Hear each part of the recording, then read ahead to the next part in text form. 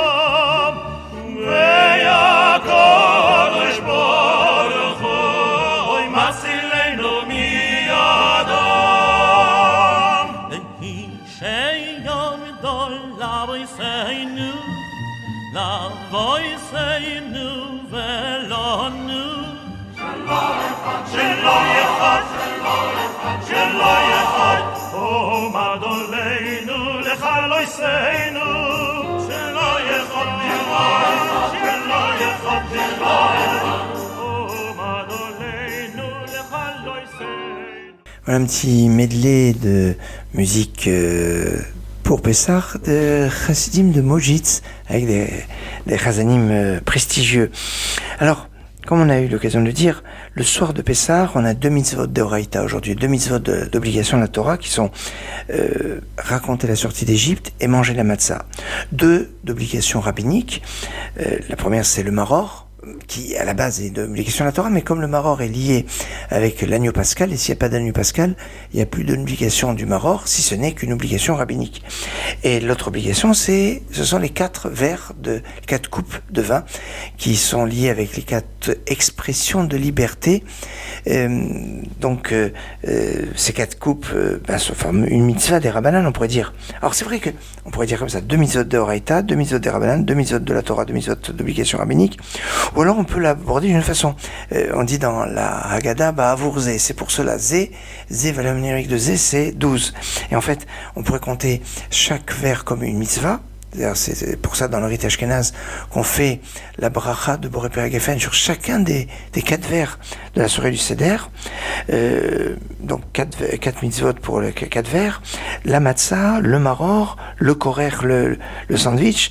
Le motzi, c'est aussi une mitzvah. Les 2 netilot, les 2 ablutions. Le karpas, le charoset, ben, ça fait 12 mitzvot. Et puis, si on commence à prendre aussi même les mitzvot qui sont liés à tout le jour, comme le Birkat Amazon, on peut monter jusqu'à 64 mitzvot que l'on peut faire dans la soirée du Seder. Alors, c'est pour ça qu'il y a un Seder avec 15 étapes qui sont une progression. Kadesh, Urchatz, Karpas, Yachatz, et on annonce à chaque fois là ce que l'on va faire, et puis mais évidemment les gestes, les choses à manger, les choses à dire, mais surtout, bon, le clou c'est la Haggadah, raconter la sortie d'Égypte. Qui est l'auteur de la Haggadah? Tiens, ça c'est une question où il n'y a pas qu'une seule réponse. Il y a plusieurs. Alors une réponse, c'est que elle s'est formée en fonction des années, elle s'est enrichie. Mais enfin, la base, d'après Rabbi Chaim Falaji, c'est Rabbi Akiva. En se basant sur le Talmud de Jérusalem. Donc, ils disent non, c'est les membres de la Grande Assemblée, quand ils ont établi les textes du Kiddush, de l'Avdallah, eh bien, ils ont aussi établi le texte de la Haggadah. Et puis, certains vont dire non, c'est notamment dans le Sidour du Rashban qui dit, c'est Rabbi Eliezer ben Hurkanus qui l'a donc le maître du maître de Rabbi Akiva. Et puis on a une opinion de Rabbi Meshulam Roth qui a écrit un livre qui s'appelle Kol Mevasser. Rabbi Meshulam Roth, c'est 1875-1962. Il dit, l'auteur de la Megillah, de la Haggadah, c'est Eliyahu Hanavi. Et oui, alors sa démonstration, il se base sur un enseignement de Rabbi Simcha Bonem de Pshisra, qui est que l'expression qu'on a au milieu de la Haggadah, Baruch HaMakom, Baruch Hu, Baruch Shem Natan Torah L'Amo Yisrael, Baruch Hu, béni soit Hachem qui nous a donné à Torah, et Hachem Baruch HaMakom. Cette expression, c'est une expression qu'on retrouve souvent dans Tana d'Eliyahu, dans le texte qui est attribué au prophète Élie. Et d'ailleurs, certains vont dire, on retrouve déjà la signature d'Eliyahu Hanavi au début du premier mot, Ha Lachmania. Ha ou He Lachmania. Ha, He, Aleph, ces initiales de Eliyahu Hanavi. Oui, on sait que les auteurs mettent souvent leurs initiales au début du texte qu'ils ont composé. Donc ça serait Eliyahu Hanavi. En plus de ça, il y a une importance capitale sur le lien avec la Brit Mila. Ne peut participer, ne peut manger de l'agneau pascal que celui qui a eu la circoncision. Et la circoncision, le malach, l'ange de la circoncision, c'est le prophète Élie, Eliyahu Hanavi. Donc il y a quelque chose de très très fort. Et c'est pour ça qu'on aurait le verre d'Eliyahu Hanavi. Vous savez qu'on boit 4 verres, il y a un 5e verre. Alors certains le boivent, le 5e verre, et puis la plupart des communautés ne le boivent pas, puisqu'on attend en fait la discussion qui sera tranchée par le prophète Élie, de savoir est-ce qu'il faut boire 4 verres ou 5 verres, parce que c'est en fonction des verbes de la libération. Or, quand on voit dans le texte, il n'y a pas 4 verbes, mais il y en a 5. Mais le 5e, Veveti et Tremares, où j'amènerai sur la terre, n'a pas été appliqué à la génération qui sortit d'Égypte. Donc c'est pour ça que c'est pas évident. Est-ce qu'on va faire en fonction de Veveti et Trem? Je vous ai amené sur la terre d'Israël, et certains disent ceux qui sont en Israël, vous pourrez prendre le 5e vers. C'est un grand débat. Ça dépend des traditions. Et des traditions qui sont pas forcément liées au fait d'être en Israël ou pas. Mais enfin, certains le relient. Mais en tout cas, ce 5e vers, on l'appelle le vers d'Eliyahu Hanavi. Et si l'auteur de la Haggadah, c'est Eliyahu Hanavi, il y a un message qui est fort. Et puis, il y a une autre opinion qui va dire, non, le premier auteur de la Haggadah, c'est Moshe Rabbeinu. Et oui, parce que quel est le père qui a raconté la sortie d'Égypte à ses enfants qui n'ont pas vécu eux-mêmes la sortie d'Égypte et que lui-même l'a vécu? Tous ceux qui sont sortis d'Égypte avec leurs enfants, les enfants ont vécu aussi la sortie d'Égypte. Donc, quand le père leur raconte, il raconte quelque chose qu'ils ont aussi vécu. Le premier à raconter à ses enfants ce qu'ils n'ont pas vécu, c'est Moshe, parce que les enfants de Moshe, les enfants de Moïse, n'étaient pas en Égypte, ils étaient à Midian, ils les avaient laissés avec leur mère au moment où il est parti de Midian pour faire sortir les enfants d'Israël d'Égypte. À la base, il les avait venir avec lui, mais sur la route, Aaron lui dit, écoute, on a déjà forte affaire avec ceux qui sont déjà là, tu vas pas en rajouter. Et il a dit à sa femme et ses enfants de retourner chez Yitro. Et c'est que dans la paracha de Yitro que on dit que Yitro a ramené Tzipora et les deux enfants, les deux fils de Moshe, donc après la sortie d'Égypte. Et là, quand ils se sont retrouvés au premier Pessah, après donc la sortie d'Égypte, ben, le seul parmi tous les enfants d'Israël qui pouvait raconter à ses enfants la sortie d'Égypte, qui eux-mêmes ne l'avaient pas vécu, eh bien c'est Moshe à ses enfants. Et c'est pour ça qu'on aurait un peu la solution à la fameuse énigme de l'absence de Moshe dans cette Haggadah. Moshe qui a été quand même un acteur assez important dans la sortie d'Égypte, eh bien son nom apparaît qu'une seule fois et au passage comme ça, parce qu'on cite un verset, puis il est dans le verset, mais on le présente pas comme un acteur dans cette sortie d'Égypte. Peut-être, ou même certainement, l'une des explications, c'est de dire, de laisser la place à Kadosh Baruch Hu, celui qui est l'artisan, on va dire celui qui fait sortir les enfants d'Israël d'Égypte, c'est Hachem, c'est Dieu, c'est pas Moshe. Moshe est l'émissaire de Dieu, et c'est Dieu, à niveau le chaliar. Dieu dit c'est moi et pas un émissaire, et c'est important, et c'est ça ce qu'on retrouve à la fin de Pessah, au 7e jour, on lit la paracha Béchalar, on dit Vaïhi Béchalar Paro. Vaïhi, c'est un langage de tristesse. Béchalar Paro, quand Pharaon a envoyé. Comment Pharaon a envoyé? Pharaon n'a pas renvoyé les enfants d'Israël, ils sont sortis parce qu'il était obligé de les laisser partir, parce que Dieu lui a imposé cela. Et ça, c'était et ça, c'est le drame, c'est une fois que les choses sont arrivées, de dire ah, c'est Paro qui a fait. Mais non. Si justement il y a eu toutes les plaies, que c'était contre la volonté de Paro, de Pharaon, Dieu aurait pu donner l'idée à Pharaon de laisser sortir les enfants d'Israël d'Égypte sans qu'il y ait toutes les plaies. Non, il fallait pas cela. Pourquoi? Parce que si Pharaon nous avait laissé sortir d'Égypte de son plein gré, comme ça, eh bien on lui aurait été redevable, on aurait été quelque part encore enfermé dans cette reconnaissance vis-à-vis de Pharaon. Et c'est pour ça que il fait que ça soit contre son gré. Voilà donc pourquoi il y a cette notion importante d'avoir la conscience que c'est Dieu qui est intervenu. Voilà pourquoi le nom de Moshe est absent de tout le texte de la Haggadah, alors que il aurait dû être. Alors maintenant, dans la tradition tunisienne notamment, ils utilisent un panier, vous savez, pour le plateau du seder. Et ils prennent un sistou. Un sistou, c'est une sorte de panier, pour rappeler le panier dans lequel Moshe a été déposé au tout début de l'histoire, et il a été récupéré par la fille de Pharaon, etc. D'ailleurs, certains rajoutent des textes qui sont pas dans la Haggadah que tout le monde retrouve, parce que la Haggadah, grosso modo, elle est pareille dans toutes les communautés. Aussi bien Ashkenaz que séfarade, on pourrait dire que la différence entre une Haggadah Ashkenaz et une Haggadah séfarade, c'est notamment sur la fin de Nishmat Kol Chai, sur les louanges, mais le texte de Haggadah lui-même n'est pas très différent, ou si ce n'est l'ordre des questions dans le Manishtana. Les questions dans le Manishtana, c'est dans le rite Ashkenaz, c'est d'abord les choses les plus importantes. Pourquoi on mange la matzah, pourquoi le maror, donc les deux mitzvot, et puis après pourquoi on trempe, qui est pour pousser la curiosité, piquer la curiosité des enfants. Alors pourquoi on trempe le carpas, le céleri dans l'eau salée, pourquoi on trempe le maror dans le charoset, parce qu'on le trempe, hein. Normalement le charoset ça doit être un peu liquide et pas seulement visqueux comme ça, c'est normalement métabélim, on trempe dedans.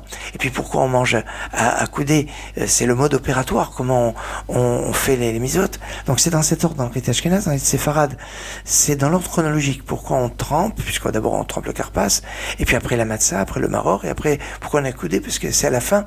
Parce qu'avant, la quatrième question n'était pas pourquoi on mange à couder, parce qu'ils mangeaient toujours à couder, c'était pourquoi on mange que de la viande grillée. Parce que l'agneau pascal, c'était de la viande grillée. Et donc, dans les questions, c'est pourquoi on mange l'agneau pascal. Aujourd'hui, la plupart des communautés interdisent de manger de la viande grillée le soir du Seder, pour ne pas qu'on imagine qu'on est en train de manger des sacrifices en dehors de Jérusalem. Enfin, c'est pas, ça se fait pas. Et donc il y a cette chose. Donc pourquoi la viande grillée, pas de viande grillée? Alors aujourd'hui il n'y a plus de viande grillée, donc on a changé avec pourquoi on mange à couder. Alors bien si on boit déjà les verres à couder, on mange la matzah à couder, et c'est pas forcément la fin, mais c'est la dernière question. Donc ça c'est un petit peu différence entre rite ashkenaz et séfarade. Un autre point important entre le rite ashkénaze et séfarade, c'est la bénédiction sur le deuxième verre de vin et le quatrième verre de vin. Dans le rite séfarade en général, on ne fait pas la bénédiction de Boré Peri Geffen parce qu'on se base sur le verre qui est avant. Mais dans le rite ashkénaze, comme on veut que chaque verre ait sa bénédiction, parce que c'est une mitzvah à lui-même, dans le rite algérois aussi, c'est comme dans le rite ashkénaze, bracha sur chaque verre, et c'est comme ça la tradition qui est ramenée. C'est comme ça qu'on voit la différence entre la Haggadah ashkénaze et la Haggadah séfarade. Mais dans le reste du texte, que ce soit l'Armania, c'est rite ashkénaze, séfarade, c'est pareil. Dans certaines Haggadot, notamment irakiennes, il y a des textes, ou même tunisiens, ou même du sud de Gardaïa. Il y a un kidouche allongé, un petit peu différent. Mais tout ça, ce sont des traditions qui sont assez particulières. Maintenant, la soirée du Seder est donc le Seder, on dit que tout est dans l'ordre, Besséder. Alors Besséder, c'est ce qu'on souhaite, que tout soit Besséder. Et on lit la Haggadah. La Haggadah vient du mot guide. Le guide, c'est un air, c'est ce qui relie les éléments. Et c'est ça, la soirée de Pessah, on doit relier les choses. On doit raconter comment l'histoire est arrivée. Tous les jours, on doit se souvenir de la sortie d'Égypte, comme c'est marqué dans la Haggadah. C'est une mitzvah de se souvenir tous les matins et tous les soirs, toutes les nuits. C'est l'enseignement de Ben Zoma que Rabbi Elazar Ben Azaria ramène dans la Haggadah même. Alors tous les jours, on mentionne, mais on ne fait que mentionner la sortie d'Égypte tous les jours. Le soir de Pessah, on doit le raconter aux enfants. Premier point, on doit le faire sous forme de questions-réponses et on doit le développer en expliquant les choses, Et ça c'est un élément fondamental. Mais dans cette explication de relier les choses et de comprendre comment les éléments et les événements sont reliés, il y a aussi une notion de nouveauté. Quand dans Bereshit, au chapitre 48, au verset 6, il est marqué Vayugad li Yaakov, Hinne bincha Yosef ba elecha, on a dit à Yaakov, voici que ton fils vient te voir, et le Rav Eliyahu Mizrahi dit, c'est quoi cette notion de Vayugad, on t'a raconté, c'est quelque chose qui est neuf, quelque chose qui est nouveau, qu'on s'attendait pas. Et donc il y a quelque chose de nouveau. Et c'est bien alors de reprendre la tradition, etc. Mais de chaque année, quand vous allez faire la Haggadah, eh bien de trouver une nouvelle explication qu'on n'a pas eu l'occasion d'expliquer. Et on a, que ce soit en recherchant dans les livres, en mettant en rapport les textes les uns avec les autres, en creusant, on a peut-être des fois, si on a certaines capacités, de pouvoir retrouver des explications novatrices qui peuvent être dans la Haggadah, comme une explication du début de la Haggadah où on parle halach ma'ania, voici le pain de misère qu'ont mangé nos pères, que celui qui a besoin vienne et mange. Quel rapport on est en train de dire on mange un pain de misère, donc c'est pas terrible, et on propose de le partager, et on va nous dire que quand on partage, on est dans la dimension de la liberté. L'esclave ne peut pas partager puisque il a rien à lui. Et là, même si on n'a que du pain de misère, du pain de pauvre, à partir du moment où on peut le partager, on est déjà dans le principe de la liberté. Et il y a comme ça de nombreuses explications qu'on peut retrouver, et puis on se rend compte que la Torah s'adresse à chacun et chacune. Il y a des questions que chaque enfant va poser et les réponses pour chacun des enfants. Même le rachat, il a sa réponse, même si quelque part il n'a pas de question, parce que le rachat, en fait, il a une affirmation, il veut justifier son rejet par une question. Vous savez, des fois il y a des questions qui n'appellent pas des réponses, qui sont tout simplement des sortes de prétextes pour ne pas avoir à faire des choses. C'est quelque chose, c'est un peu là. D'ailleurs, le texte, quand on parle du rachat, dit Vayakiyomuru alechem, quand vos enfants vont dire, ils disent, ils peuvent pas, ishal, comme on le voit pour le chacham ou pour le tam, ils demandent, ils veulent savoir. Et puis alors, il y a celui qui sait déjà pas mal de choses, alors on va lui donner des détails, qu'est-ce qu'on fait, et on va faire une mitzvah où on va garder le goût de la matzah à la fin du repas, c'est aussi le sens. Un ta'am, c'est le goût, c'est le sens. Il y a les sens qui donnent du sens. La soirée du Seder, où c'est une soirée où on structure notre émouna, notre foi, avec du concret, avec ce qu'on mange. Bavourzé, c'est pour cela. Matzah, cette matzah qu'on mange, parce que quand ils sont sortis, la matzah n'a pas eu le temps de lever. Non, mais au début, on a dit que pourquoi on mange la matzah, c'est parce que c'était le pain de misère. Eh ben, la matzah a changé de statut. Au début, c'est le pain de misère, on raconte la Gada, et à la fin de la Gada, c'est le pain de la liberté. Et c'est ça, on doit se transformer de l'esclave à la liberté. Chacun, et ça c'est un élément fondamental, on doit se considérer comme si soi-même on est sorti d'Égypte.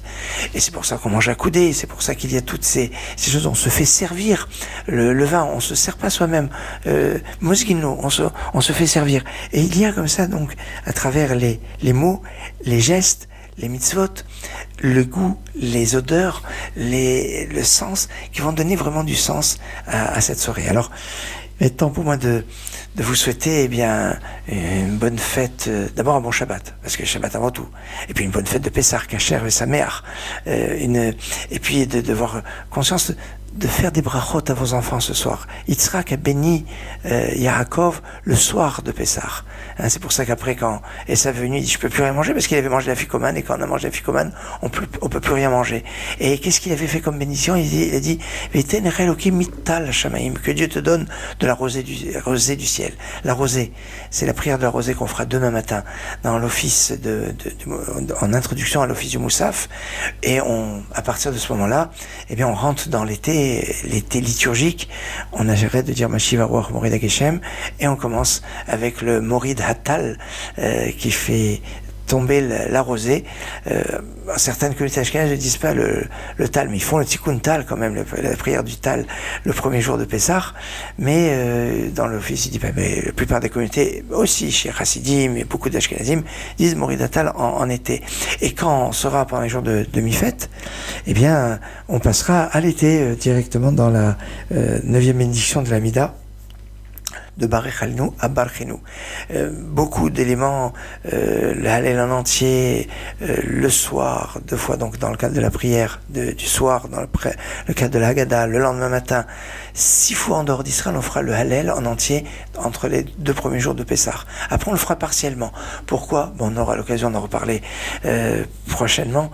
Et pour l'heure, il va être temps pour moi de souhaiter ce Shabbat Shalom, Shabbat Shalom Mevorach, Pessah, Kacher, Vesameach, Git Yom Tov, Moadim, לשמחה. אילו הוציאנו ממצרים ולא עשה את שבטים. Great job. אילו הוציאנו ממצרים ולא עשה את שבטים. דיינו, דיינו,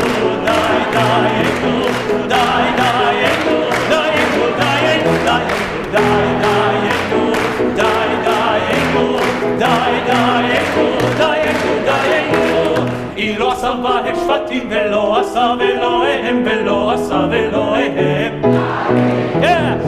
לא עשה בהם שבטים ולא עשה ולוהם ולא עשה ולוהם די דיינו די דיינו די דיינו דיינו דיינו די דיינו די דיינו די דיינו דיינו דיינו לא נראה כי לא יראה כי לא נראה אדיר במנוחה כי לא נראה כי לא יראה כי לא נראה אדיר במלוכה אדיר במלוכה בחור כהלכה גדודיו יאמרו לו לך ולך לך כי לך לך אף לך לך השם הממלכה כי לא נראה כי לא יראה כי לא נראה אדיר במלוכה כי לא נראה כי לא יראה כי לא נראה אדיר במלוכה במהרה במהרה בימינו בקרוב במהרה במהרה בימינו בקרוב אל בני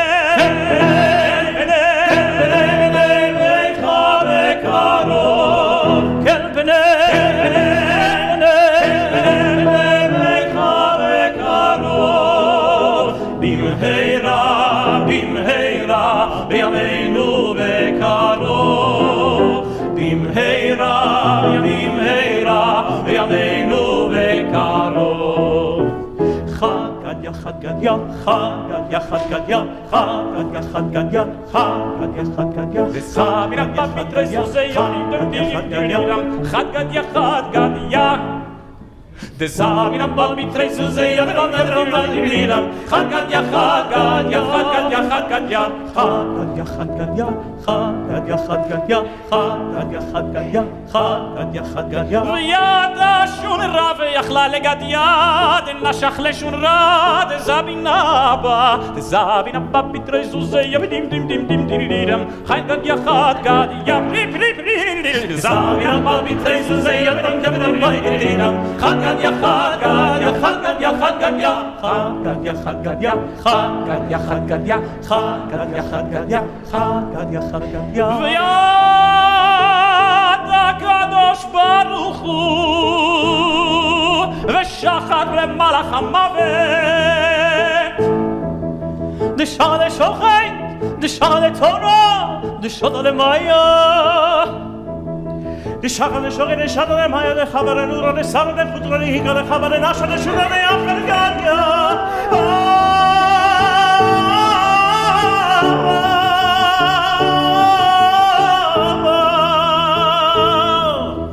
Yabidi-bidi-dam, yabidi-bidi-dam, yabidi-bidi-dam, ay-ay, yabidi-bidi-dam, yabidi-bidi-dam, yabidi-bidi-dam, ay-ay. Vaydiri-vaydiri-vaydiri-vaydam, vaydiri-vaydam, vaydiri-vaydiri-vaydiri-vaydam, vaydiri-bidi-bidam. Vesagam, vaydiri-vaydiri, zeyam, vaydiri-vaydiri-vaydam, Hagadia, Hagadia, Vesagam, vaydiri-vaydiri, zeyam, vaydiri-vaydiri-vaydam, Hagadia, Hagadia.